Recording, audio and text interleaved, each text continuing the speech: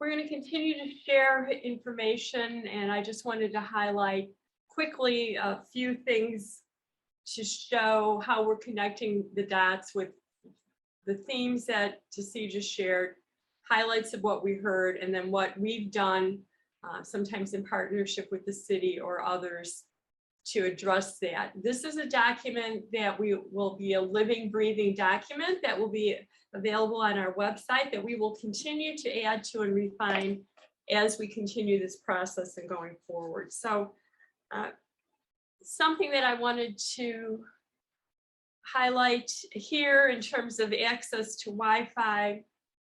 Of course, we have free Wi-Fi access in the libraries, but we also have been providing hotspots and laptops throughout the community, and especially during the pandemic. We made sure to connect with our seniors and provide the tech support, not only for our foster senior group that we continue to support, but also to allow our residents to check out Wi-Fi hotspots, check out our new job search tech kit, so you can bring a computer and a Wi-Fi hotspot and job search kits and tips to help you with your job search.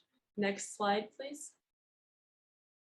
Okay, so on my screen right now, I'm seeing transportation and parking and affordable housing. And so those of you that go to the Robert Crown branch know that there's a lot of free parking there. The city's brought down the parking rates in downtown, and I'm in conversation with our friends at Parks and Rec about the possibility of sustaining a library stop to their existing routes.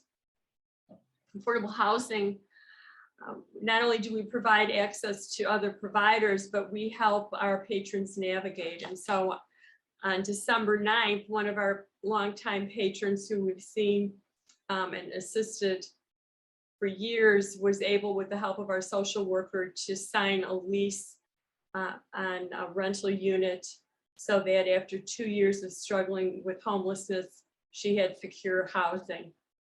And so that's just another example of how the library can connect resources and help our residents navigate through what can be confusing processes. So building on the assets that are there, connecting the assets. Can we try to go to the next slide? Thank you. Civic engagement, I feel like this is a great example of what we're doing, what you're doing with us now, what we've done in the community listening sessions, certainly the asset-based community development and the way we're continuing to have those conversations. Again, over at our wonderful Robert Crown branch, when you talk about sustainability, we co-host repair cafes. So rather than disposing of your items, you can come in with an expert, get them repaired and continue to use them. And we'll have a seed library starting later this year with accompanying programs. During the pandemic, we pivoted. And for those of you that enjoy arts and crafts, or little ones that need to have busy fingers while they're at home, we've had a lot of grab and go kits for people to enjoy. And we're also so happy to begin again with Story Quest, our program in partnership with Mudlark Theater. So please check our calendar if you're interested in that. And we do seasonal programming throughout the year to celebrate different cultures. And we welcome you to enjoy those as well. Next slide, please. We've got a wonderful teen loft in the main library, and we're doing more and more programming for middle schools at Robert Crown. I'd mentioned the foster seniors that we support and enjoy spending time with each week. We also, for residents that are experiencing memory loss and their care partners, and that's an important part of how we're supporting those that are caring for others. We have weekly memory cafes where you can come together with others right now via Zoom. We also have in the library kits that you can take out, materials to enjoy together at home. Next slide, please. Thank you. We also, to speak to the part about being where our residents are, we are out at a number of residential housing facilities and provide programming as well as books and materials and laptops to enjoy. And we also are very conscious of how this is hard for everybody. This has been a hard time. And so the library can help us connect to each other and connect to mental health resources. And you'll see that our series for Mental Health is Essential continues. And in English on the 8th of February, and also in Spanish on the 27th later this month, virtually. So we're conscious of needing to do bilingual programming, and we work with partners to do so.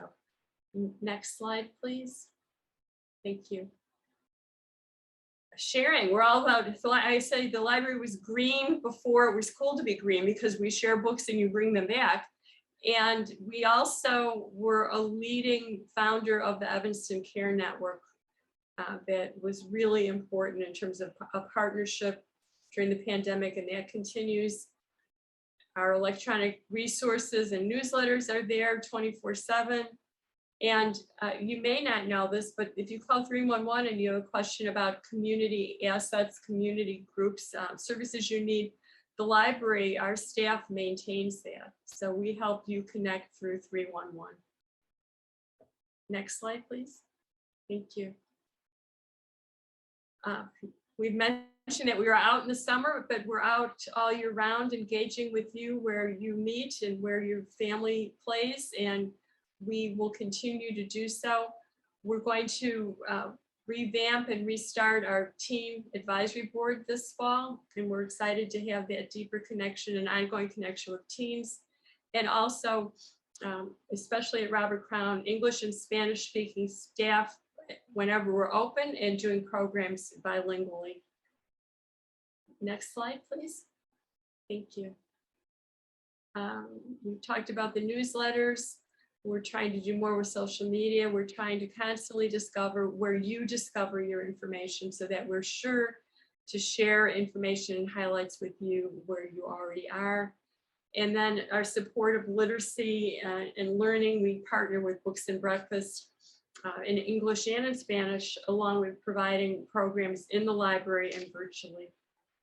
And next slide, please. Strategic partnerships. We are all about partnerships. We work very closely with District 65 and 202. We continue to work with school librarians and teachers to find ways to support that out of school learning time, because we realize that's an important part of how we support our students. And we've got a list of some of our strategic partners, many more partners listed on our website and in the library. But bringing resources to our vets, bringing resources from Howard Brown Health to Evanston at the library, and just finding ways to connect and support all of our residents. So I hope that you're seeing how we're trying to connect the dots and develop these themes about our commitment to listening to everyone, to holding ourselves accountable, and to continuing these conversations.